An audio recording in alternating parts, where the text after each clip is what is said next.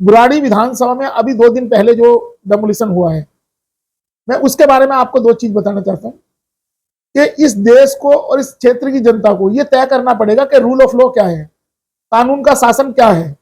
अगर कोर्ट कोई order pass करती है और उस ऑर्डर को अगर एक एजेंसी के खिलाफ ऑर्डर पास हुआ और दूसरी एजेंसी कहे कि हम इसको नहीं मानेंगे और वो आके उस ऑर्डर के खिलाफ कार्रवाई करती है, तो रूल ऑफ लॉ और जो इंडियन जुडिशियल सिस्टम है वो कोलैप्स कर जाएगा। अभी जो अधिकारी मौके पे आए थे डेमोलिशन करने, उन्होंने कहा कि ये ऑर्डर, इस ऑर्डर में हम पार्टी नहीं है, हम इसको नहीं मानेंगे। मतलब कोर्ट की अथॉरिटी को उन्होंने मानने से मना कर दिया। और जबकि उसी केस में जो अधिकारी मौके पे डेमोलिशन करने के लिए आए थे, जो डेमोलिशन ड्राइव में शामिल थे या जो लीड कर रहे थे उस डेमोलिशन ड्राइव को, उसमें उन्हीं अधिकारियों ने कोर्ट के सामने ये बयान दिया हुआ है लिखित में कि हम एमसीडी का इसमें कोई लेना देना नहीं है। अब दूसरी चीज मैं आपके सामने ये भी बताना चाहता हूं कि ये जो डेमोलिशन हो रही है, जिस तरीके से हमारे लोकल एमपी टारगेटेड डेमोलिशन करा रहे हैं, इस क्षेत्र में उनका कोई नुकसान नहीं होगा एमपी का, लेकिन जो क्षेत्र की जनता में वैमनस्य पैदा किया जा रहा है, एक दूसरे के खिलाफ नफरत पैदा की जा रही है, एक दूसरे को टारगेट करके एक आदमी का नुकसान होता है, दूसरा उसके खिलाफ हंसी उड़ा रहे हैं।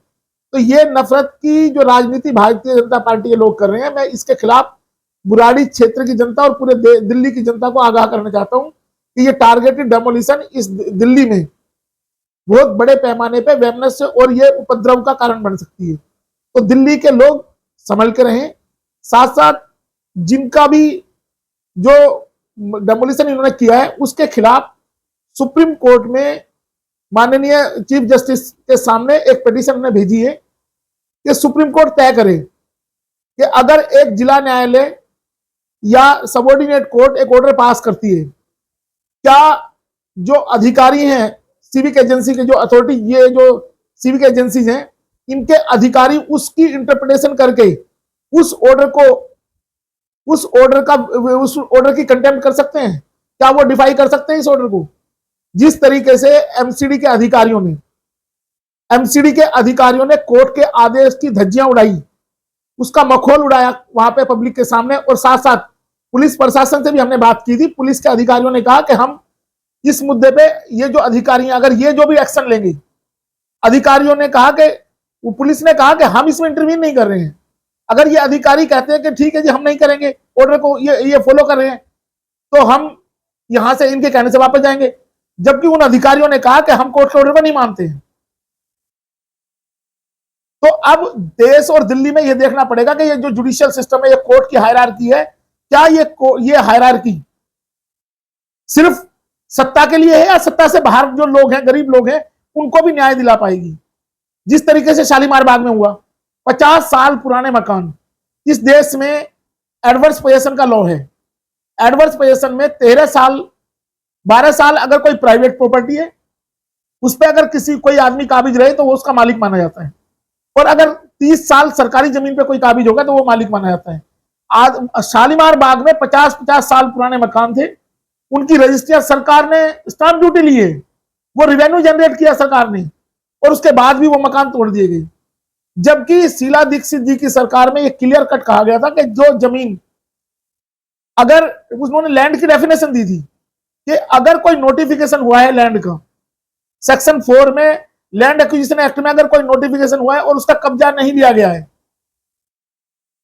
तो वो जमीन प्राइवेट मानी जाएगी।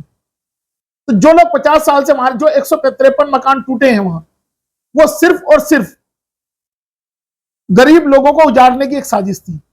साथ साथ अब इस दिल्ली में और साथ साथ देश के लोगों को यह तय करना पड़ेगा कि गरीबों के झोपड़े को रोंदकर, गरीबों के झोपड़ों को रोंदकर अमीरों के लिए सड़कें बनाई जा रही हैं, अमीरों का विकास किया जा रहा है। तो क्या देश और दिल्ली की जनता इसके लिए तैयार है कि अपने झोपड़ों का बलिदान करके? दिल्ली की जनता से आह्वान करते हैं कि ये 92 कॉलोनी ये मुद्दा नहीं है, आप लोगों के जीवन का मुद्दा है। आपके घरौंदे जो है उनको रोंद कर, अभी तक भी कोई भी एजेंसी ने अपना काम नहीं रोका है। इस देश का बड़ा दुर्भाग्य है कि आरएसएस के लोग जो कह देते हैं उसका उल्टा होता है। सेम बीजेपी कर रही है, दिल्ली की मुख्यमंत्री ने कहा कि किसी की एक ईंट नहीं हिलेगी, और दिल्ली सरकार के मंत्री कपिल मिश्रा ने कहा कि ये जो बोर्ड है इनको उठा तोड़कर डस्टबिन में डाल दो। उसके बावजूद लोगों के घरों को उजाड़ा जा रहा है।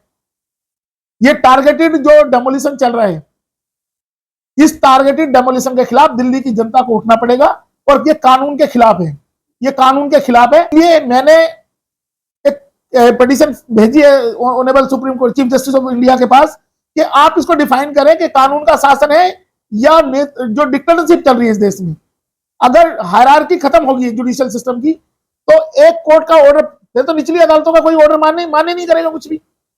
में मुद्दा चल रहा है, जमीन उनकी प्राइवेट है, सारे रिकॉर्ड में उनके दादाजी ने वो जमीन खरीद रखी है, बाई रजिस्टर्ड सेल डीड से वो जमीन खरीदी हुई है, और रजिस्टर्ड सेल डीड का म्यूटेशन है, लंबी प्रक्रिया है, काफी दिनों से म्यूटेशन है, सारा रिकॉर्ड रिवेन्यू रिकॉर्ड जाके चेक कर लें। आज दिल्ली सरकार के हाथ में रिवेन्यू रिकॉर्ड है। अगर मेंबर ऑफ पार्लियामेंट 1 घंटे तक एसडीएम के साथ मीटिंग कर सकते हैं बंद कमरे में, तो वो ये भी पूछ सकते थे कि ये जमीन किसकी है। रिवेन्यू रिकॉर्ड तो सारा एसडीएम के अंडर में है।